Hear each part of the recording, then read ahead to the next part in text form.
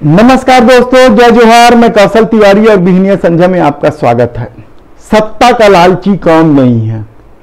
सत्ता का लालची शायद सभी हैं। सत्ता से सभी चिपक कर रहना चाहते हैं, लेकिन ऐसे बहुत कम लोग दिखेंगे जो सत्ता के लिए देश, समाज, दुनिया सबको दांव पर लगा दे, सबको तहस नहस कर दे, मान्य परंपराओं से लेकर धर्म की भी अवहेलना कर दे। ऐसा बहुत कम देखने को मिलता है। और इस दौर में भारत में जो कुछ हो रहा है वह कम हैरान और चौंकाने वाली बात नहीं है। दरअसल इस दौर में जिस तरीके से धर्म और धर्म राष्ट्रवाद के आश्रय जो राजनीति का खेल खेला जा रहा है, उसका सबसे बड़ा सबूत मणिपुर है। 3 मई से हिंसा की आग में जल रहे मणिपुर को लेकर सत्ता की ऐसी बेरुखी आपने इससे पहले कभी नहीं देखी होगी। क्या कुछ नहीं हो रहा है। जिस तरीके से तस्वीर मणिपुर की सामने आ रही है, वह इस देश को ही शर्मसार नहीं कर रहा है, बल्कि मानवता को भी कलंकित करने वाला है।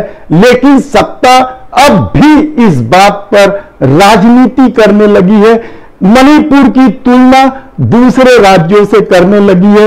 यहां तक कि संसद ठप है, लोग सड़कों पर है, महिलाएं रो रही हैं, लेकिन सत्ता इस सब से बेपरवाह केवल झूठ बोलते हुए अपनी राजनीति साधने की कोशिश कर रही है। क्या हुआ इस दौर में? क्यों मोदी की वह छवि बिगड़ने लगी है जिसे वोट जिताने का माध्यम भारतीय जनता पार्टी मानते रही है, और अब आरएसएस भी उस छवि पर सवाल उठाने लगे। कई सारे उदाहरण आपके सामने हैं कि किस तरीके से विपक्ष को कुचलने की कोशिश की गई, विरोध के स्वर को कुचलने की कोशिश की गई, किस तरीके से राजनीति को साधने के लिए कठुआ और बिल्किस बानो के बलात्कारियों का स्वागत किया गया, किस तरीके से अपराधियों को सिर्फ इसलिए बचाने की कोशिश की गई क्योंकि वे उसके पार्टी के लोग थे। एक दिन कहा जाता था कि सारे भ्रष्टाचारियों को जेल में डाल देंगे और दूसरे दिन उन्हीं भ्रष्टाचारियों को अपनी पार्टी में ले आते हैं। ऐसा दौर क्या आपने देखा है?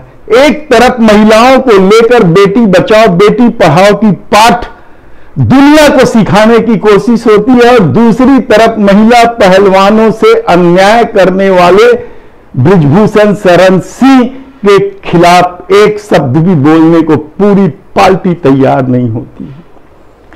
किस तरीके से नित्य प्रेम में देश की पूंजी को सौंपने की कोशिश होती है, यह भी इस दौर में सब लोगों ने देखा है।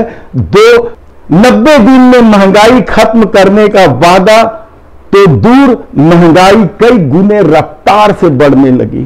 2 करोड़ लोगों को रोजगार देने की वादा तो किया गया, लेकिन नौकरी तक खत्म कर दी गई। लाखों पद केंद्रीय सरकार में ही रिक्त है, राज्यों की बात अलग है।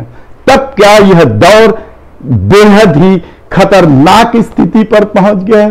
क्या सत्ता के लालच में सब कुछ किया जा रहा है? यह सबसे बड़ा सवाल है। और कल जिस तरीके से राज्यसभा में सांसद संजय सिंह की पूरे मानसून सत्र तक के लिए निलंबित करने की घोषणा की गई, तो क्या अब विरोध के स्वर को इस तरीके से कुचला जाएगा?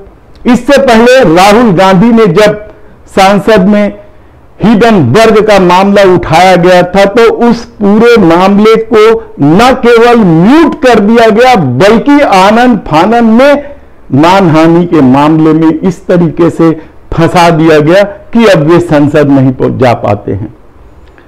राहुल गांधी, संजय सिंह, अब अगली बारी किसकी है? क्या महुआ मोहित्रा की हो सकती है, या बहुत सारे नाम आपके जुबान पर होंगे जो लोकसभा या राज्यसभा में अपने तेवर से सत्ता को परेशान करके रखिए। क्या एक एक करके सबको किनारे कर दिया जाएगा? किस तरह का दौर है, किस तरीके का देश बनाया जा रहा है, यह हैरान करने वाली बात है। और अब भी धर्म और छद्म राष्ट्रवाद के अंधों को यह दिखाई दे रहा है कि किस तरीके से सत्ता के कुर्सी में चिपके रहने के लिए क्या कुछ खेल इस देश में नहीं खेला जा रहा है।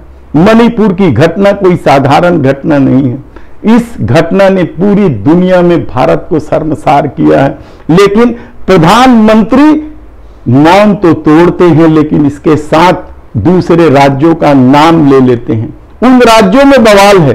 वे राज्य के मुख्यमंत्री कह रहे हैं कि उन्हें बदनाम किया जा रहा है। मणिपुर का जो मामला है वह सीधे सीधे डबल इंजन के सरकार के द्वारा लाया गया ट्रबल है।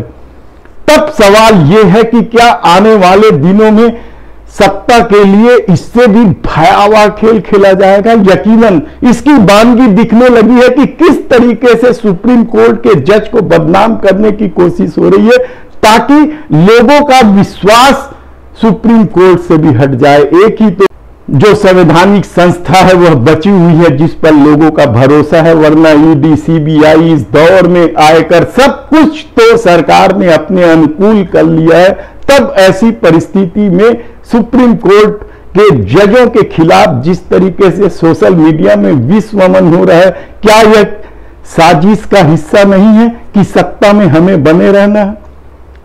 इसके अलावा महाराष्ट्र और बिहार में भारतीय जनता पार्टी की स्थिति बुरी है और वहां नया नया खेल खेला जा रहा है।